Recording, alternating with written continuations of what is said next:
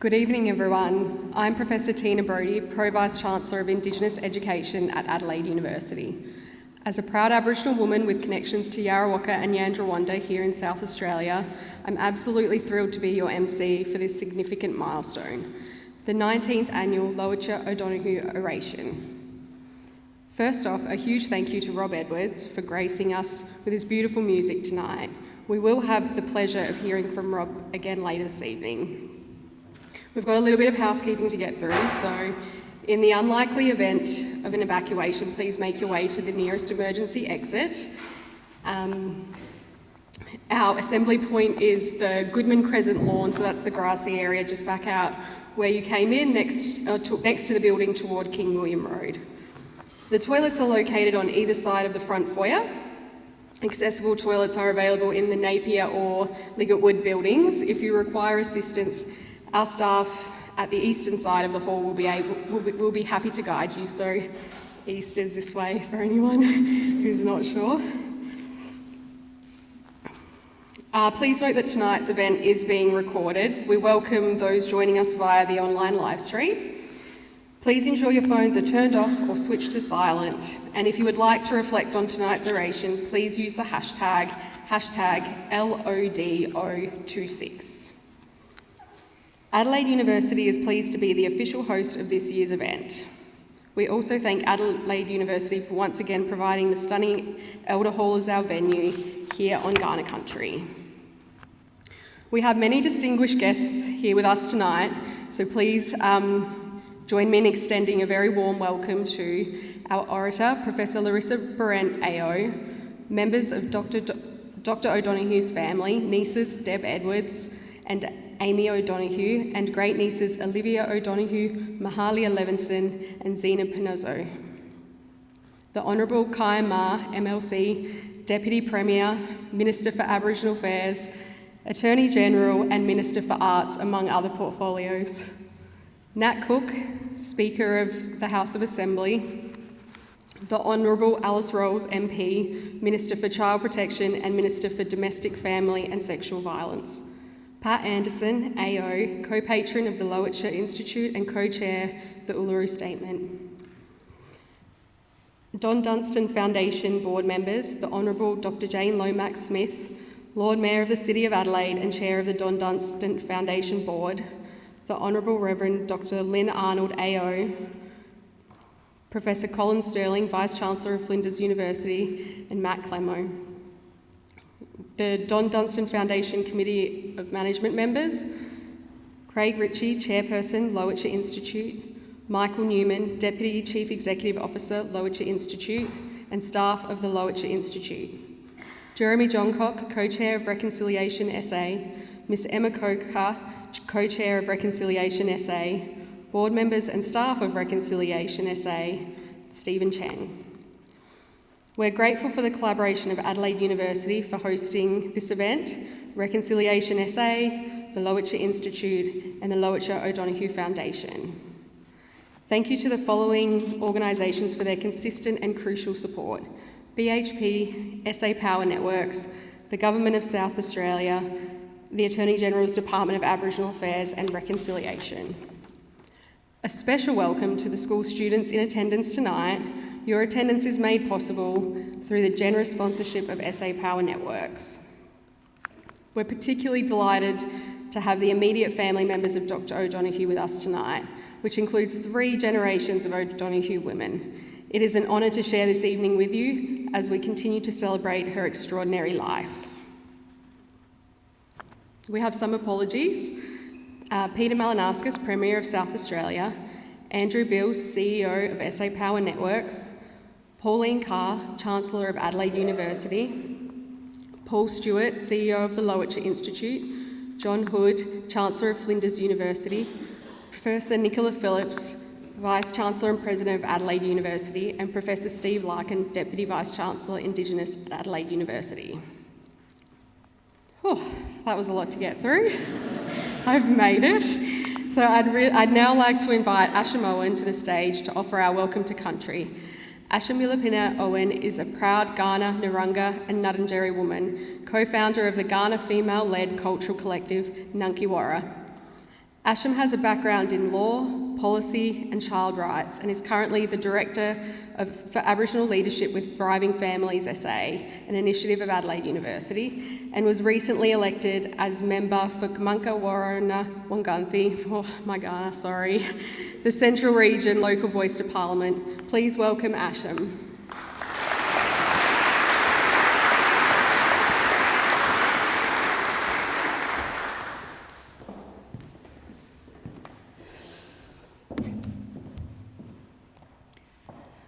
Nankana Mirna, Gawu Nalya Napadalya, Yungandalya Yakanadalya Kuma, Nanari Asham Yarabina Owen, Nawananari Kartanya, Ngadalu Garna Yartanga, Imberindi, Ngadalu Garna Mirna Tampandi. Namani? Deadly. For those who don't know, I hope that's very few of you, but Namani in Ghana means are you all good? And if you're good, you say Mani are. So Namani? Deadly. I want to start by acknowledging that today and every day we meet on the stolen, unceded and unreconciled lands of the Kaurna people. Kaurna people have sat and stood sovereign since the first sunrise. We've continued our cultural practices, our ceremonies, our language, our kinship structures, our connection to country, and will continue to do so until the last sunset. Despite historical and ongoing attempts to diminish and destroy these knowledge systems, we will uphold and honour our ancestors' visions.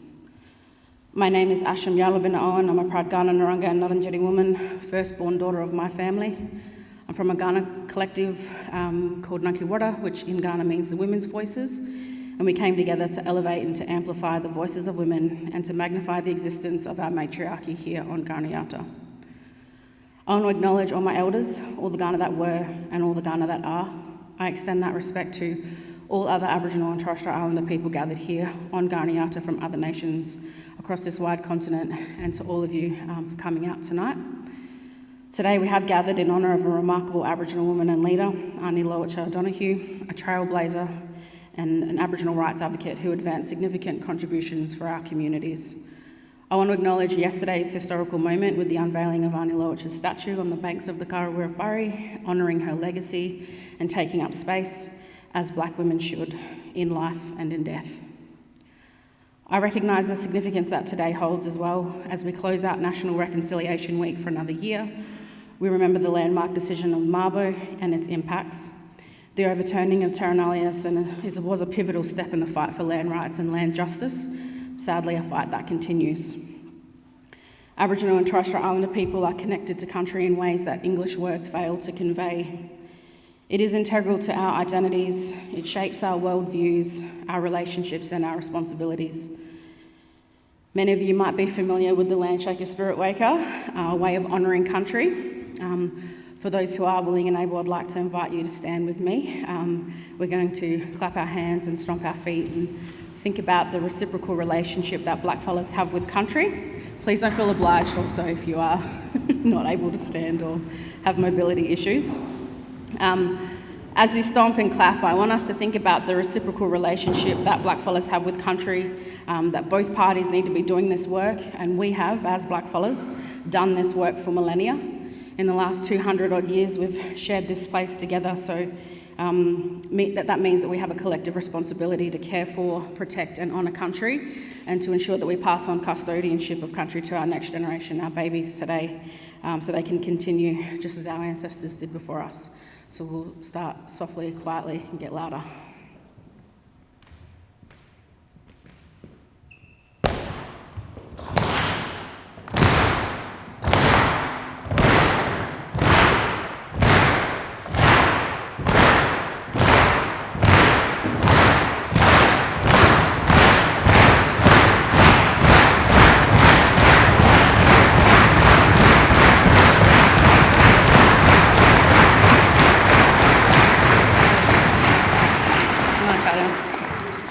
Thank you. You can be seated. As Reconciliation Week ends, I want to take this moment to invite all non-Aboriginal people to reflect and remember that reconciliation is not branding or hashtags or curated statements or corporate breakfasts or themed sporting rounds. It is not limited to 7 days out of the year. Reconciliation is revealed in moments of discomfort, in how individuals and organisations choose respect, truth and accountability when it is inconvenient, contested or challenged. Too often, this country is comfortable with Aboriginal culture when it is celebratory, aesthetic and easy to consume, but far less comfortable with Aboriginal voices that challenge systems, call out harm or insist upon dignity beyond symbolism. Nunki Rota asks you to reflect if reconciliation requires more than recognition, if it demands discomfort, accountability and change, will you still be all in? Marina Budni, Garni Yatana Padni Padni Mapuki Mukabandu. It's good that we've all come and gathered on Kaurna country, but I ask that as we live, work, play and exist on the lands of the Kaurna people, that we never forget our old fellows who came before us, our ancestors, because their spirit still lives amongst the roads, the concrete, the skies, the waterways. Their legacy and their spirit is everywhere, and we must walk strong and do them proud. So, ngā chalia, nakara.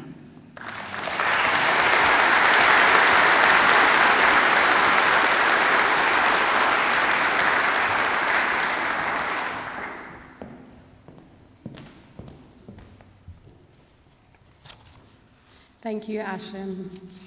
2026 marks the 19th Lowitja O'Donoghue Oration. This annual event is our way of honouring the life and achievements of the late Dr. Lowitja O'Donoghue, AC, CBE, DSG. A Yunkinjara woman born at De Rose Hill, Dr. O'Donoghue was a trailblazing leader who dedicated her life to the rights of First Nations peoples. From being the first Aboriginal trainee nurse at the Royal Adelaide Hospital in 1954 to serving as the inaugural chairperson of ATSIC, her life was a series of courageous firsts. She was named Australian of the Year in 1984 and received numerous high honours, including a papal honour in 2006. Dr. O'Donoghue remains widely recognised as the greatest Aboriginal leader of the modern era. Yesterday, a statue of Dr. O'Donoghue by acclaimed South Australian artist Robert Hannaford AM was unveiled in Tantanyawama, Elder Park. This oration continues her legacy and celebrates her enduring friendship with former Premier and social reformer Don Dunstan.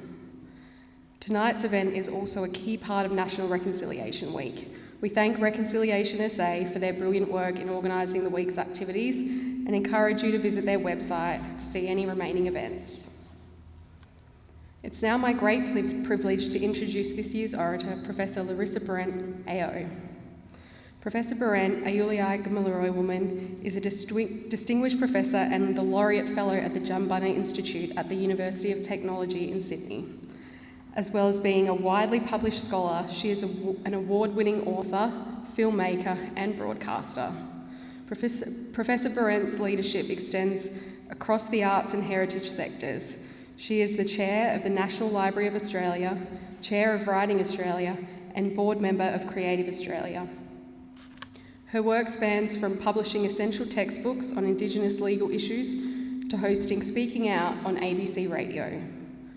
Her storytelling through novels like After Story and documentaries such as Maralinga Georgia has garnered prestigious awards and reshaped how many Australians understand our shared history. Tonight she joins us to discuss a concept that feels more urgent than ever.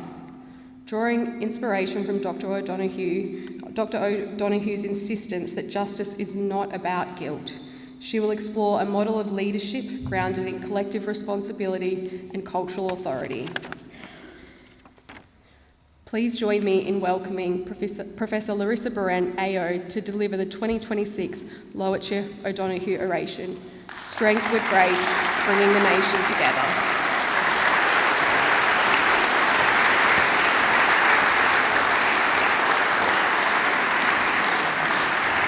Thank you, Tina, for that lovely introduction. Thank you, Asham, for that beautiful welcome to country and reminding us so strongly of our connection to land, which, as you rightly point out, is a great thing to reflect on today as we celebrate the transformative impact of the Mabo decision. And that's a reminder that one person can make a big difference to the future of rights in the country, and that feels very fitting as we're here to celebrate the legacy of the remarkable Dr. Lowitja O'Donoghue. As I join in acknowledging country and paying respects to elders who've kept culture, language and story strong, can I also acknowledge the O'Donoghue family? So wonderful to see 3 generations. I feel very honoured to be here tonight, and it reminds me that I think one of the things that I reflected on when given the great honour of doing this lecture was that in an era where strongman politics seems to be shaping the world, the strength of Aboriginal women is something that we can draw on. I'd particularly like to extend my thanks to Deb Edwards in particular, who extended a beautiful invitation to me, one that was very honouring but very hard to say no to, and I really appreciate, Deb, that you reached out in that way, and I just want to acknowledge the important role that you and the family play in keeping the memory and legacy of the remarkable Lowitja O'Donoghue alive and strong. And thank you to David Washington and the Don Dunstan Foundation. Dr. Lowitja O'Donoghue once said that justice for First Nations people was not about guilt. And it was such a deceptively simple statement, but inside it sits a whole philosophy of leadership, one forged through hardship, restraint, intelligence, and an extraordinary belief in the possibility for this country. Aunty Lowitja understood something that Australia still struggles to grasp, that guilt is not the same thing as responsibility. Guilt can be paralysing, it can make us defensive, it can even mean that we become a bit self-indulgent. But responsibility asks something harder of us. It asks us to grow up as a nation, to tell the truth about who we have been, and then decide together who we want to become. That clarity did not emerge from comfort. It emerged from a life shaped by the brutal realities of 20th century Australia. Removed from her mother as a child, denied the right to speak her own language, trained to know her place in a deeply unequal society. Lowitja O'Donoghue could have responded to this nation with bitterness, but instead she chose something much more difficult. She chose leadership. And not leadership grounded in grievance or spectacle, but leadership grounded in discipline, institution building, relational accountability, and the unwavering commitment to the collective good. At a moment when public debate often feels fractured by outrage, grievance, and division, I want to reflect on what her leadership might teach us about social cohesion, national maturity, and the kind of country we could yet become. Because Dr. Lowitja O'Donoghue understood that leadership was not about domination. It was about responsibility to community, to future generations, and to the fragile work of holding people together. The tradition of leadership which she so embodied did not begin with her. Long before the colony imagined itself as a nation, Aboriginal women exercised authority within complex systems of law, economy, kinship, and governance. Their power was not symbolic, it was practical, cultural, and deeply embedded within everyday life. And few figures reveal that more clearly than Barangaroo, who lived in Warrane, which is now known as Sydney Cove, when the colonists first arrived. She was a senior Camaragal woman and a highly skilled fisherwoman. Women like her were central to the economic life of their communities, providing food and sustaining the rhythms of daily life. That role carried immense authority. She understood, perhaps more quickly than many around her, what this new colonial culture would mean, particularly for Aboriginal women whose status and power were grounded within their own systems of law and responsibility. Where others sought engagement with the newcomers, Barangaroo often held her ground. She refused the trappings of European society. She wouldn't wear their clothes. She rejected their goods and trinkets. She is recorded as walking into Government House wearing only her traditional adornments, refusing the expectation that she should reshape herself to fit European standards. In another account, she intervened during the flogging of a convict, appalled by the violence, threatening to turn the punishment back on the man delivering it. These were assertions of law, assertions of her authority, and assertions of a different moral order. And then there is the story of how the colonists caught 4,000 fish as a gift of friendship for the Camaragal men in an attempt to build a relationship with First Nations people in the earliest period of the colony. The colonists saw this as a gesture of goodwill, of generosity, of celebrating the abundance and even celebrating relationship. But Barangaroo and her kin saw something else entirely. She saw waste, imbalance and a failure to understand the obligations that govern the taking and sharing of resources. She understood that wealth without responsibility is dangerous. But she also recognised something deeper still, that the arrival of this new culture would not simply bring dispossession of land, it would erode systems of relational accountability that had governed society for tens of thousands of years, including the authority of women themselves. What Barangaroo recognised most clearly was that colonisation would fundamentally reorder power within Aboriginal society itself, and that Aboriginal women would bear much of that loss. European society arrived carrying its own rigid patriarchies, a culture in which political, legal, and economic power was overwhelmingly concentrated in male institutions. As traditional economies were dismantled, land was seized, and Aboriginal movement restricted, the authority of Aboriginal women was systematically undermined.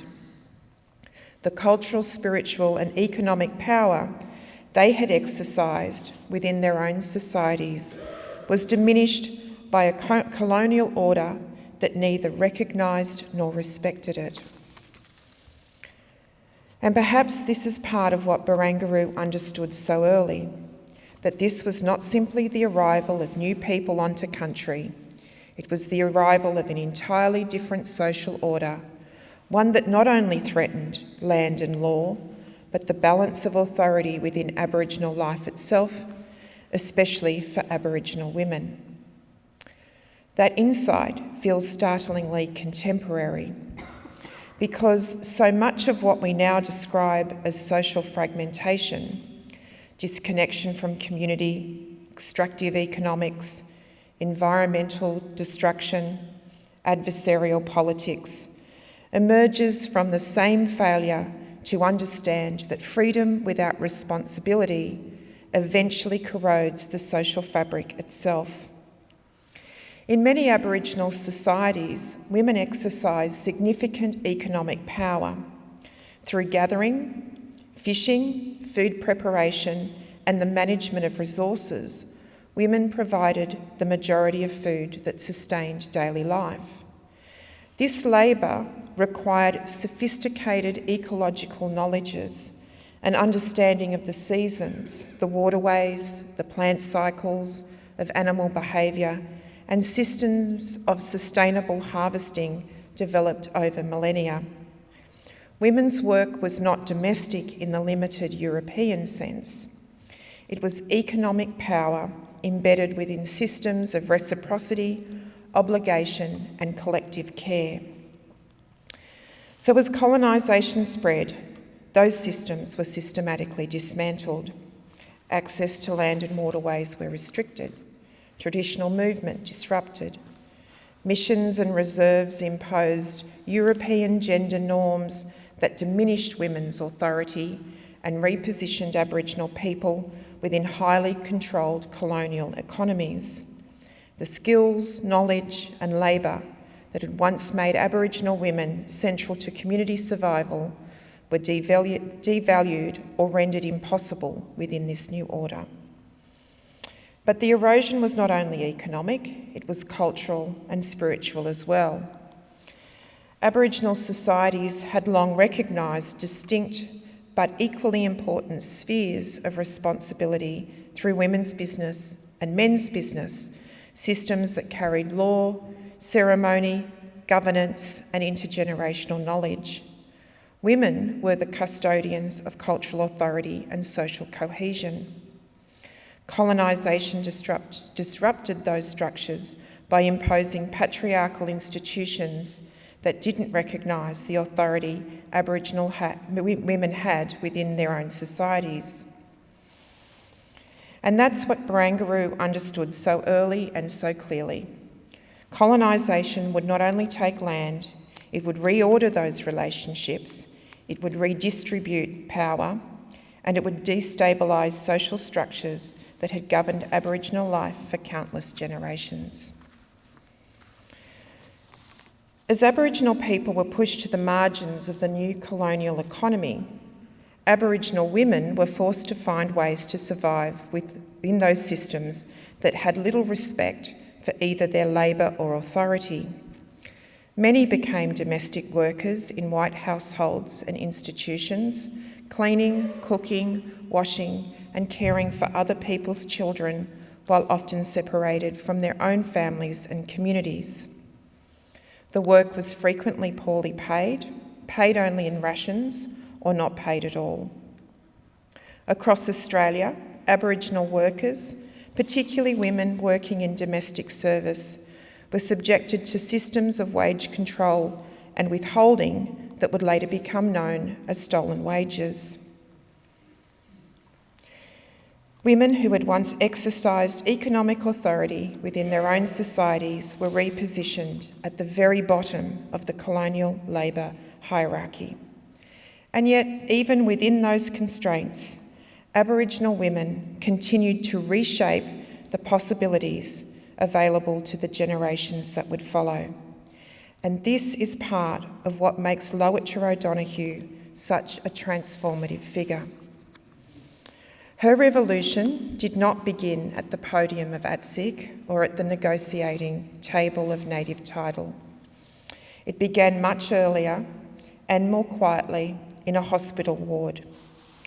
In 1954, after fighting discrimination that initially blocked her admission because she was Aboriginal, Lowitja O'Donoghue became the first Aboriginal trainee nurse at the Royal Adelaide Hospital.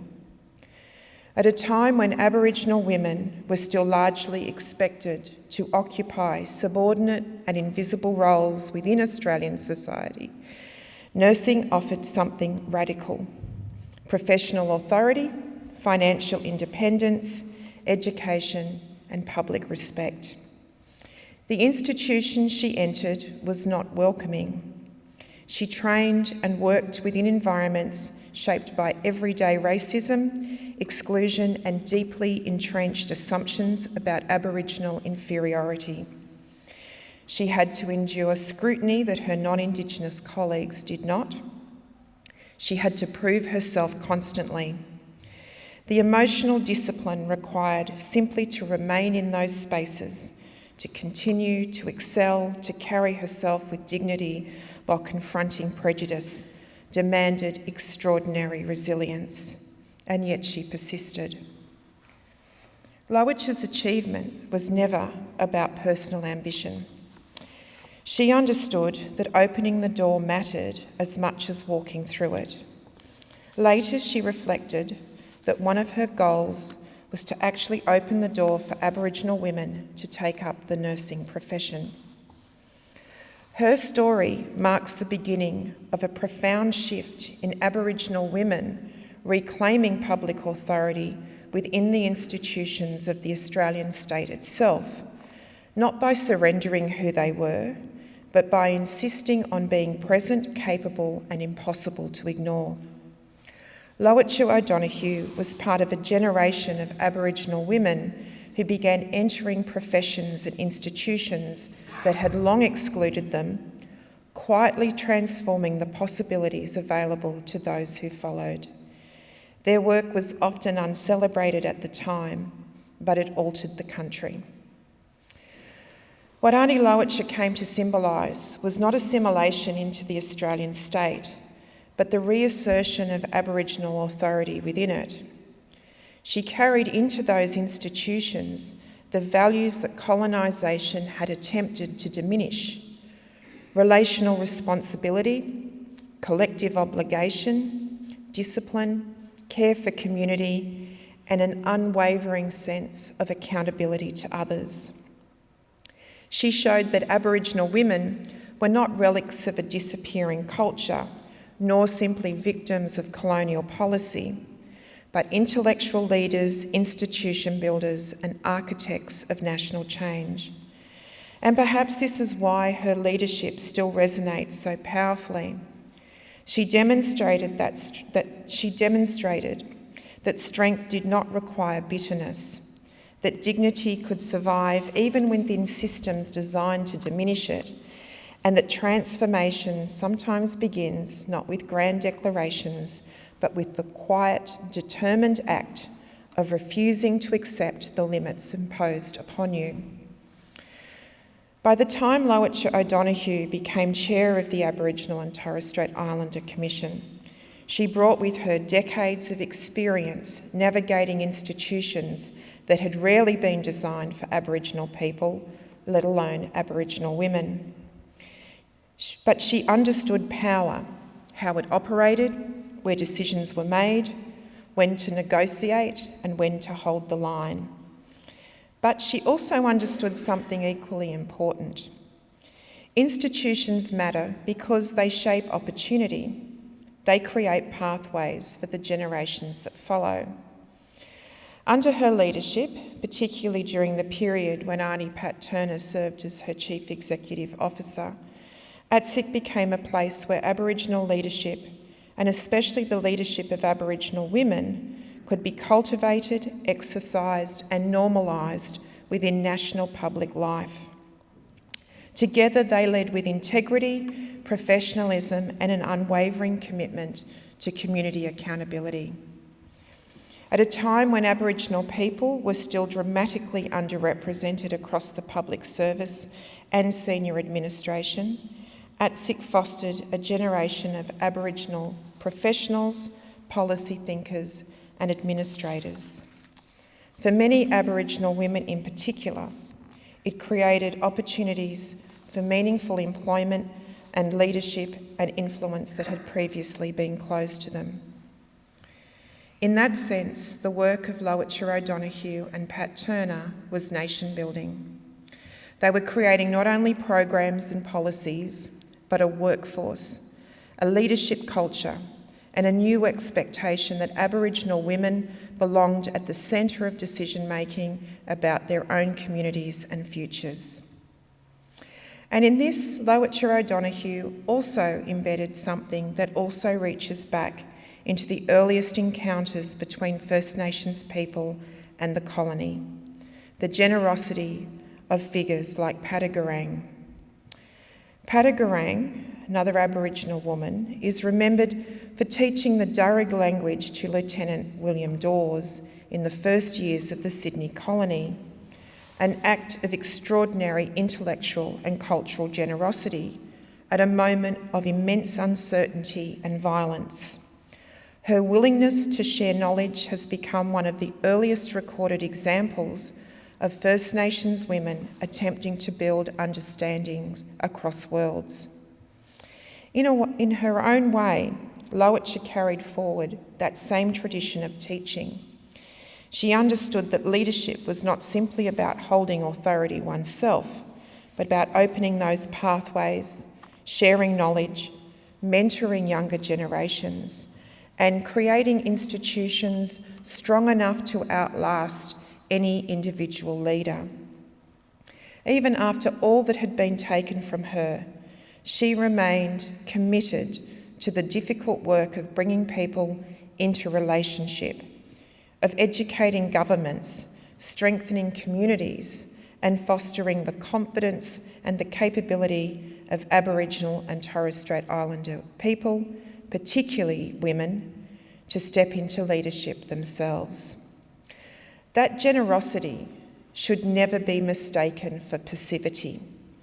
Like Padagorang before her, Lowitja chose engagement not because she failed to understand the violence or injustice surrounding her, but because she understood that survival also required the strategic transmission of knowledge, confidence and power. And yet, despite the work of leaders like Lowitja O'Donoghue, despite the generations of Aboriginal women who have sustained communities, built institutions and carried cultural knowledge forward, we find ourselves living through a period where social cohesion feels increasingly fragile. Public life has become more adversarial, it's more polarised, it's more performative. Complex issues are reduced to slogans. Political disagreement hardens quickly into hostility. The speed of digital culture rewards outrage over reflection, certainty over nuance, and conflict over understanding. Increasingly, people are encouraged to see one another not as fellow citizens with shared responsibilities, but as opponents occupying competing moral camps. And beneath that fragmentation sits something deeper, a growing sense of disconnection from community, from institutions, from truth, from one another, and at times even from the idea that we share a collective future at all. For First Nations people, this fracturing carries a familiar shape. We've long understood what happens when relationships break down between people and government, law and justice, between economic systems and human dignity, between society and country itself. Colonisation was in so many ways the violent dismantling of relational responsibility, which is why the leadership traditions embodied by women like Barangaroo, Padagorang and Lowitja O'Donoghue feel so important now. They remind us that social cohesion is not created through silence, forced consensus or the suppression of difficult truths. It is built through responsibility, through relationships, through the willingness to remain in dialogue with one another, even when the work is difficult, and through leadership that understands that strength is not about domination and force, but as the capacity to hold people together through periods of profound change. What First Nations women's leadership offers, particularly in this moment, is not simply representation. It offers a different philosophy of leadership itself.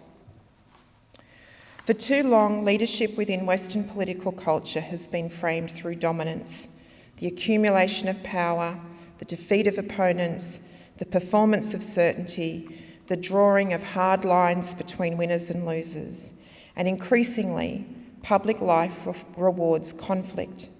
Adversarialism becomes confused with strength.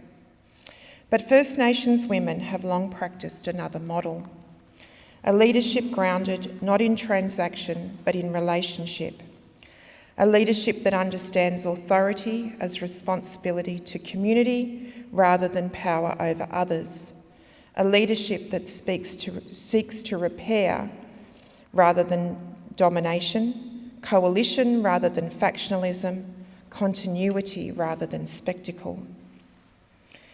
We've seen it repeatedly across the country in community justice initiatives that hold together families and communities under enormous pressure, in language revival programs reconnecting young people to culture and identity, in Aboriginal community-controlled health organisations built on care, trust and accountability, in local governance structures that balance cultural obligation with practical leadership, and in the generations of women quietly carrying knowledge, advocacy and responsibility across decades of political change. We've seen it too with you, Auntie Pat. I want to just say that about you, Auntie Pat Anderson. You embodied that as well through your leadership, not just through the referendum, holding us all together through a difficult time, leading important national conversations, but I want to acknowledge the work you did before then of bringing attention to the issues that were really at crisis in Aboriginal communities, of giving us a roadmap of how we could have been a better society in dealing with the issues that still face communities across the country, and in holding firm when governments refused to acknowledge your wisdom and did the exact opposite, causing harm. I just want to take a moment to recognise your strength and leadership too.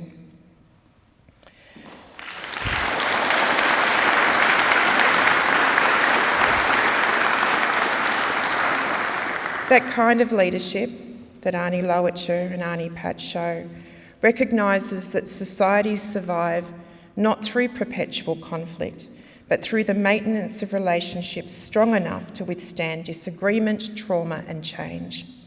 It understands that communities fracture when people are excluded from power, denied dignity or stripped of their belonging. And it understands that leadership is ultimately measured not by the elevation of an individual leader, but by the strength, confidence and resilience of the community left behind. Perhaps this is why so many First Nations women have become institution builders. They have understood that if relationships are the fabric of society, then institutions are the structures that either strengthen or weaken those relationships. Schools, legal services, universities, health organisations, language centres, cultural centres, representative bodies. These are not simply bureaucratic entities. They are places where trust is built, where dignity is restored, and where people learn that they matter and they can make a difference.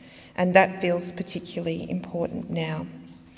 Because as public discourse often feels increasingly fragmented and distrustful, First Nations leadership reminds us that social cohesion cannot be built through fear. It can't be built through humiliation or through endless cycles of division. It is built slowly, relationally and collectively through the difficult work of keeping people connected to one another, to community and to a shared future. One of the great misunderstandings in Australian public life is that the idea of truth-telling is somehow divisive, that to speak honestly about colonisation, dispossession, violence, discrimination or exclusion is to threaten national unity and identity. But the opposite is true. Truth-telling does not fracture a nation, silence does. It's silence that corrodes trust. It's what leaves wounds unacknowledged and histories unresolved. It's what asks people to live alongside each other while pretending that some experiences matter less than others. And over time, that silence creates the very resentment and fragmentation it claims to avoid. First Nations women have long understood this. Across generations, it was Aboriginal women who've so often been the ones holding together families, communities, and political movements under extraordinary pressure. Not because they were somehow naturally nurturing, a stereotype that too often diminishes the intellectual and political labour involved in their leadership, but because their traditions of authority have been grounded in relational accountability, in the understanding that communities survive through obligation, through reciprocity, and through the careful maintenance of relationships. They have been the bridge builders between generations, between communities and institutions, between old knowledge and new realities. They have acted as custodians of dialogue, keeping conversations alive even when public debate hardened into hostility or denial. They have been the architects of inclusion, insisting that justice requires people to be brought into relationship rather than pushed permanently to the margins. And they have been the guardians of long memory. Because First Nations women have carried histories that this country has often preferred not to hear. Those histories of removal, exclusion, labour exploitation, resistance and survival. But they have also carried forward cultural memory, language, law, and the stories that connect people to place and to one another. The work of remembering is not backward-looking. It is foundational to collective identity and social continuity, and this is why truth-telling matters. Not because nations should dwell endlessly in guilt or grievance, but because mature societies require an honest account of themselves. Because without truth, there can be no trust, and without trust, there can be no cohesion, and without cohesion, democracies become increasingly vulnerable to fear, division, and the politics of resentment. The leadership of First Nations women offers another path, a way of holding truth and relationships together simultaneously, of refusing denial without surrendering to bitterness, of understanding that the goal of truth-telling is not humiliation, but the possibility of a more honest and therefore more cohesive national future. One of the privileges I have today is serving as chair of the National Library of Australia, which recently completed the digitisation of the speeches of Lowitja O'Donoghue, with the permission and consultation with Deb Edwards in her role as the head of the Lowitja O'Donoghue Foundation, but also custodian of that memory, and with philanthropic support. 5,805 digital images were produced, of which 95% is publicly available. This collection spans decades of Aunty Lowitja's public life, speeches on health, housing, community development, human rights, native title, constitutional recognition, and the future of the nation itself. There are typed drafts covered in handwritten annotations, notes in the margins that trace the intellectual labour behind her leadership. You can see her thinking taking shape in real time. And perhaps that matters because archives are not simply about preservation, they are about access, about ensuring that future generations, students, researchers, communities, young Aboriginal women coming into their leadership can encounter these voices directly and understand the depth of the work that came before them. In a time when public debate can feel so immediate and so disposable, there is something profoundly grounding about returning to these records. They remind us that the questions we grapple with now, justice, belonging, responsibility, social cohesion, did not emerge just yesterday. They have been carried, argued over and thought through by generations of leaders before us. And there is something powerful too about hearing Aunty Lowitja in her own words. Preserved there in those speeches is not only her political leadership, but her humanity, her intelligence, her humour, her frustration, her patience, her strategic clarity, and her enduring belief that this country was capable of becoming more honest and more just. In those papers, she once wrote, "Increasingly, I believe in a world so divided by politics, religion, nationalism and the pursuit of wealth that our only hope lies in developing an alternative sense of community connectedness, both locally and globally." And this is why Aunty Lowitja O'Donoghue continues to inspire. Not just because of what she endured, or even because of all that she achieved, but she never surrendered her belief that Australia was capable of being better than itself, even when that country disappointed her, even when progress stalled or moved dramatically backwards. She remained committed to the difficult work of building relationships, strengthening communities, and calling the nation towards a greater sense of maturity and responsibility. And that was courage. And that is what this moment requires of us all now. A nation confident enough to hear the truth about its history without collapsing into defensiveness or denial. A politics mature enough to move beyond guilt and towards responsibility. A society capable of recognising that social cohesion is not achieved by suppressing difference, but by honouring it, by creating a shared civic space where people can speak honestly, be heard fully, and remain connected to one another despite their disagreements. Earlier today, before coming here, Deb took me down to visit the new statue of Lowitja O'Donoghue, unveiled yesterday. There she was in bronze, strong, resolute and unyielding. And that feels right because strength was such a defining part of who she was. The strength required to survive removal, racism and exclusion. The strength required to walk into institutions that were never built for Aboriginal women and insist upon being heard.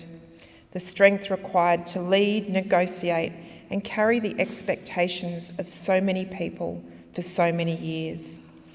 But standing there, I also found myself thinking about something else. We must not only remember her strength, we must also remember her heart, her softness, her humanity, her ability to connect to people, to make them feel heard, to make them feel that they mattered. One of the remarkable things about Lowitja O'Donoghue was that she never allowed hardness to consume her. She understood injustice intimately, but she never let bitterness become her political philosophy.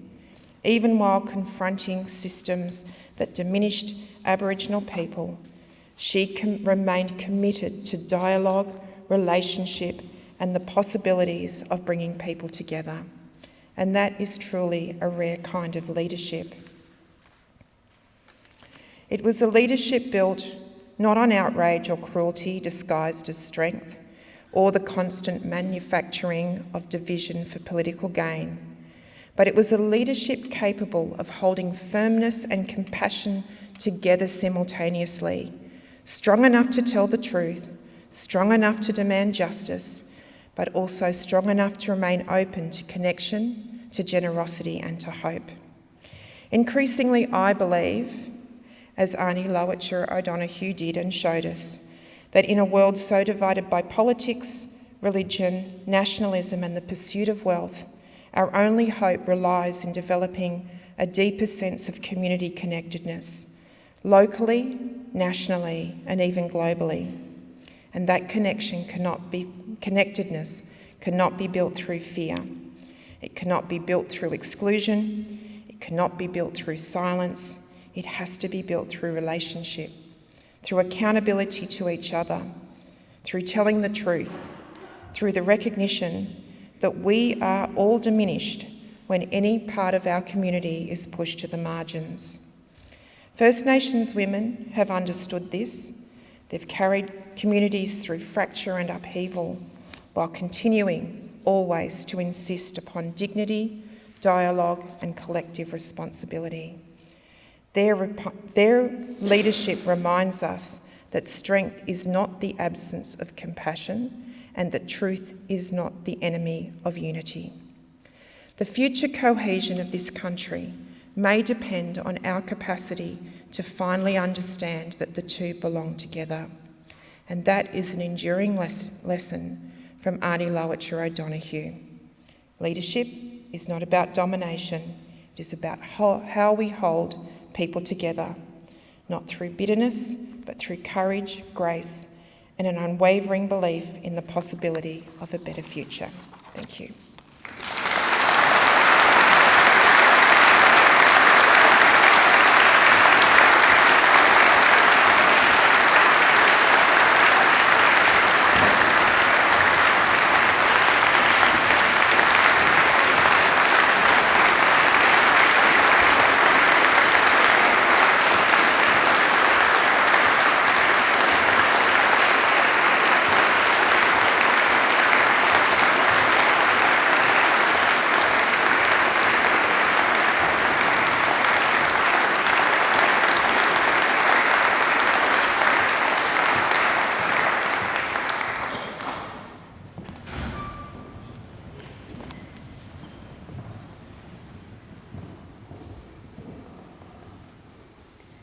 Thank you, Professor Behrendt. I did want to say something really insightful, but I think I'm still gathering my thoughts like many people are, but I'm sure we'll take away a lot to reflect on, and thank you very much. I now want to welcome to the stage the Honourable Rev. Dr. Lynn Arnold AO for a formal vote of thanks.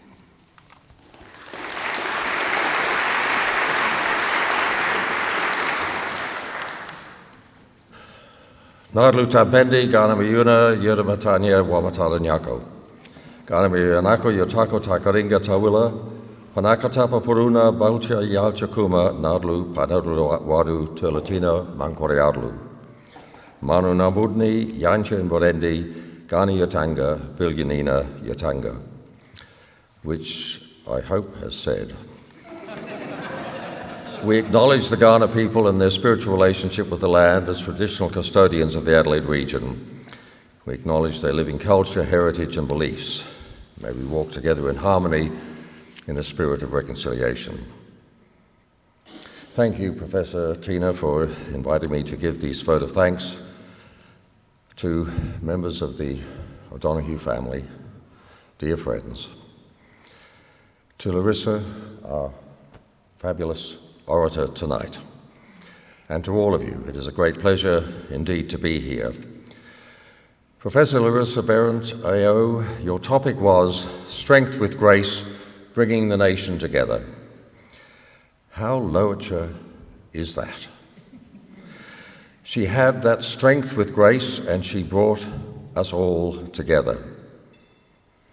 In your address, you particularly focused on the role through history of Aboriginal women. And I was thinking about something you wrote in your book, After Story, where one other person makes the comment, no other culture produced a Shakespeare. And Della's response in your book is, no other culture produced an Auntie Elaine.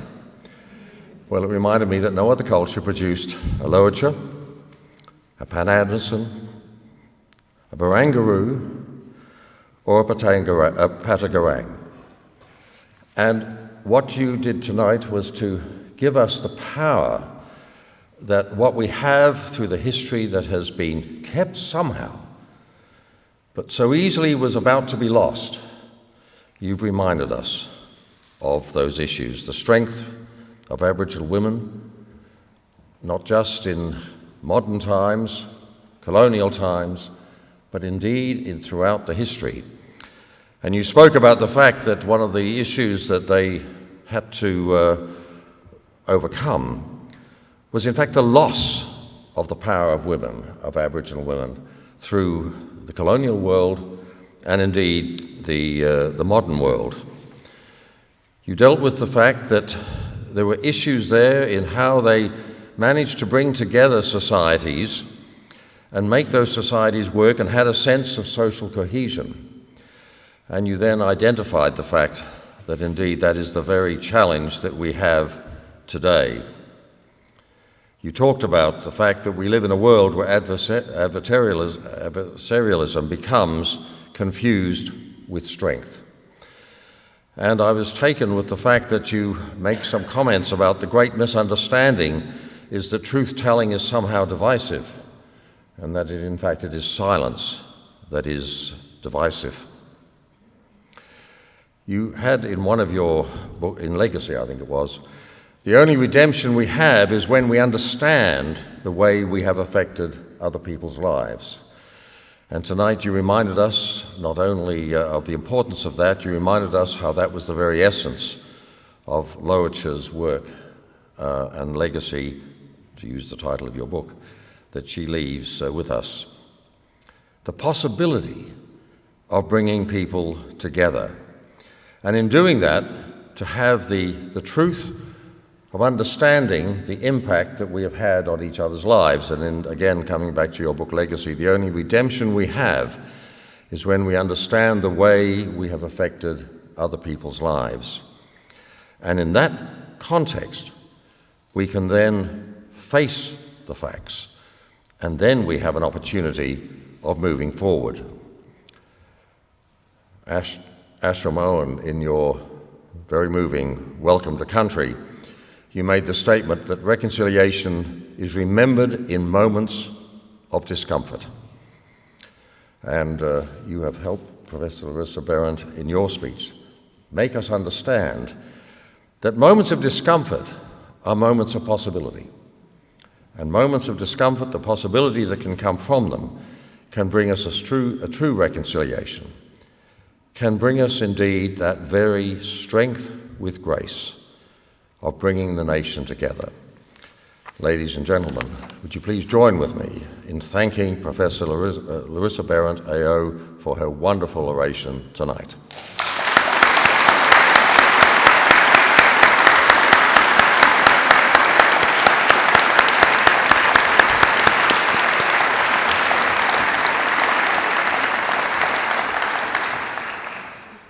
Finally, on behalf of the Don Dunstan Foundation and of all the partners who have sponsored the Lowitja O'Donoghue Oration, the Lowitja Institute, the Lowitja O'Donoghue Foundation, and the hosts here in Adelaide University and Flinders, I want to extend a very special thank you to our wonderful MC for the evening, Professor Tina Rosie. Thank you very, very much indeed.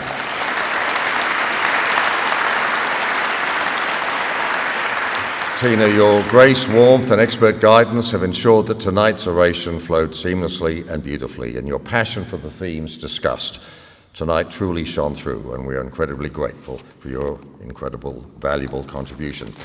Now, in one of the things when one gets one's notes, one should read them more carefully and understand that I know I was to give them a gift, but I was supposed to pick it up on the way from...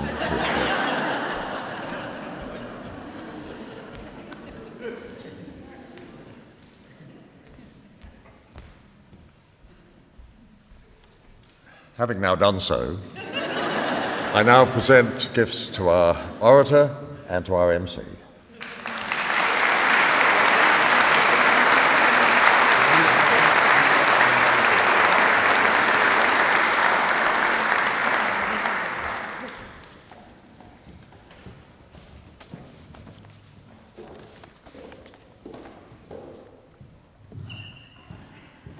Every time.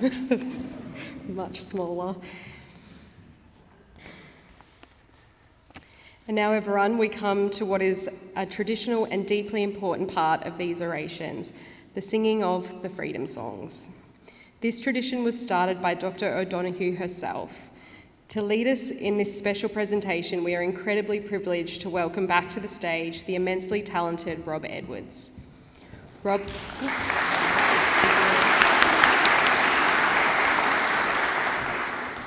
Rob is an Adelaide-based singer-songwriter who beautifully weaves soulful melodies with powerful storytelling, drawing deep inspiration from nature, mental health, and his family's journey as part of the Stolen Generation. Blending elements of country, soul, and folk, his authentic sound resonates deeply with the spirit of the oration. We encourage you all to lend your voices to these songs tonight. You will find the lyrics displayed on the screen, so please put your hands together for Rob Edwards.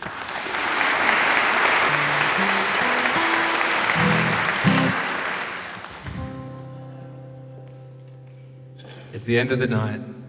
It's time to hear those beautiful voices. Don't be shy. It's if everyone sings, no one knows who's out. So it's an absolute honour to get to sing this. I've lost count now how many times I've got to sing this song, thanks to Deb and the foundation. But it's always an honour to be part of the ongoing legacy that Aunty Lowitja leaves. So come on, guys, let's sing it together.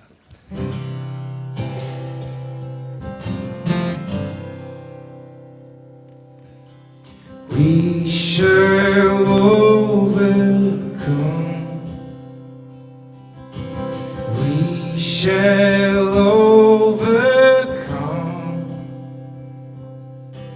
We shall overcome someday.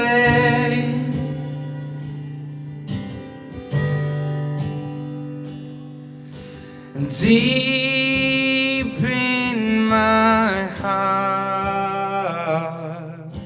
and I do believe we shall overcome someday.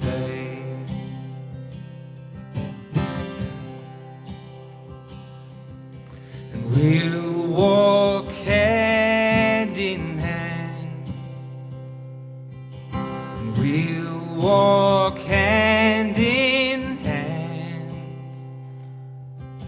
and we'll walk hand in hand someday.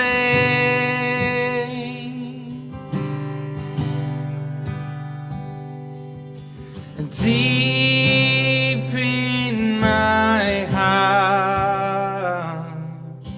and I do believe, and we shall overcome someday.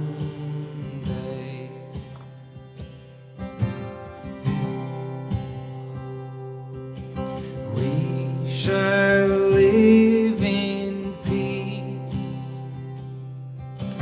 We shall live in peace. We shall live in peace someday.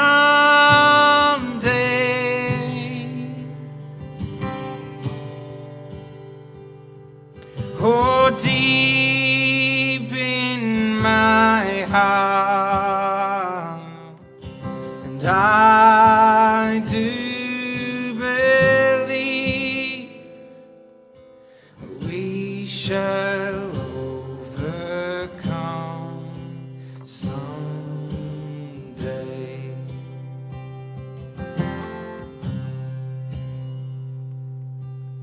Black and white together, black and white together,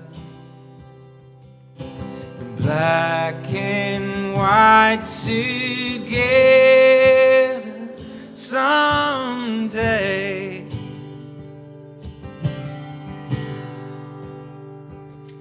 Oh, deep in my heart,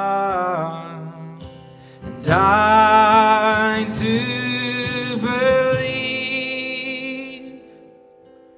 we shall overcome someday.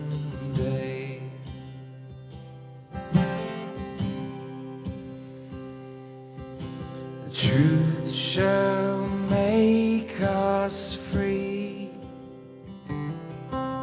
The truth shall make us free. The truth shall make us free someday.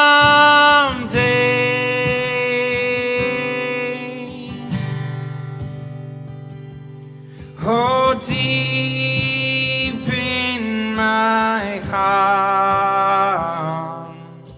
and I do believe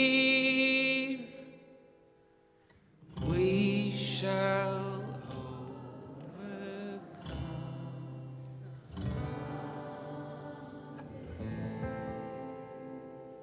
One more time.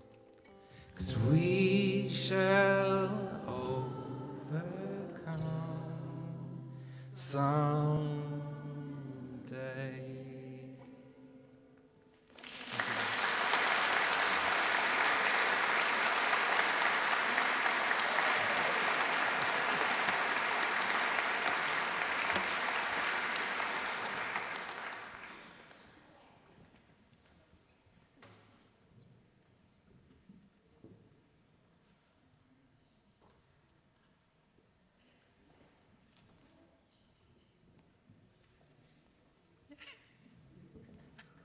I don't think I have anything else to say. I sing the songs, that's okay. Thank you. Thanks, Rob. Just making sure. I thought maybe everyone would call encore or something, so I was just waiting. And so as we draw this inspiring evening to a close, I want to extend my heartfelt thanks once again to our Remarker Orator, Professor Larissa Behrendt AO, for her incredibly powerful and thought-provoking address. Larissa, your insights into strength with grace, bringing the nation together, have truly enriched us all. You have given us much to reflect upon, especially me, and as we continue our collective journey towards reconciliation. To all our distinguished guests, our generous sponsors, our dedicated partners, the family of Dr. Lowitja O'Donoghue, and indeed every single person in this hall and on the live stream tonight, thank you for your presence, your engagement, and your commitment to the vital conversation sparked by the Oration. I would like to make a special acknowledgement to Deb Edwards, who is representing the O'Donoghue family. Deb, your generous advice, hard work, and expertise are integral to this event, and we value your contribution immensely.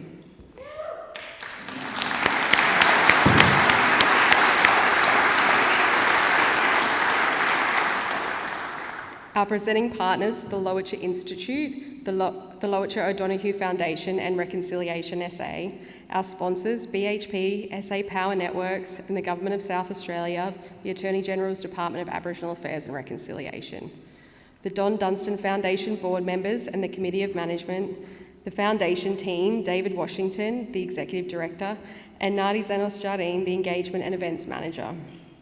Asha Mohan for her powerful welcome to country, Rob Edwards for his beautiful musical contributions throughout the evening, our colleagues at Adelaide University and Flinders University, and of course a huge thank you to our volunteers.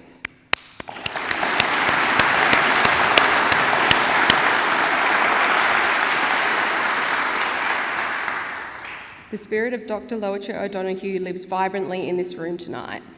It is through events like this and your continued support that her legacy continues to inspire action for a fairer, more just Australia. We encourage you to carry the reflections from this evening forward into your own communities and conversations.